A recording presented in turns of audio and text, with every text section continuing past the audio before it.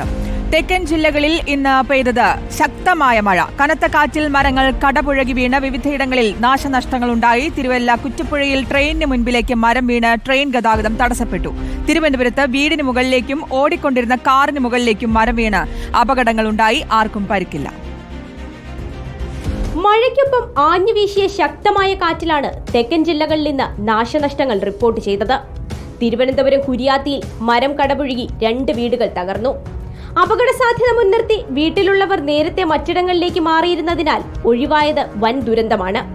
നെടുമങ്ങാട് ചുള്ളിമാനൂരിൽ വീടിന്റെ മേൽക്കൂര ഇളകി അടുത്ത വീടിന്റെ ടെറസിൽ പതിച്ചു. കഴക്കൂട്ടം ഭാഗത്തു നിന്നും ശ്രീകാര്യം ഭാഗത്തേക്ക് ദേശീയപാതയിലൂടെ സഞ്ചരിച്ച കാറിന് മുകളിലേക്ക് മരം വീണും അപകടമുണ്ടായി.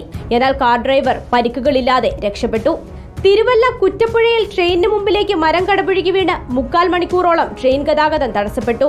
കൊല്ലം മടത്തറ തേരിക്കടയിൽ മരം കടപുഴകി വീണതോടെ റോഡ് ഗതാഗതവും മണിക്കൂറുകളോളം തടസ്സപ്പെട്ടു. തിരുവനന്തപുരം കാട്ടാക്കട, വർക്കല, അയിരൂർ എന്നിവിടങ്ങളിലും ശക്തമായി വീശിയ കാറ്റിൽ മരങ്ങൾ കടപുഴകി. കൊല്ലം ജില്ലയിലെ മലയോര മേഖലകളിൽ വ്യാപക കൃഷിനാശവും ഇന്ന് റിപ്പോർട്ട് ചെയ്തിട്ടുണ്ട്. വിവിധ ബ്യൂറോകൾക്കൊപ്പം റിപ്പോർട്ടർ, തിരുവനന്തപുരം.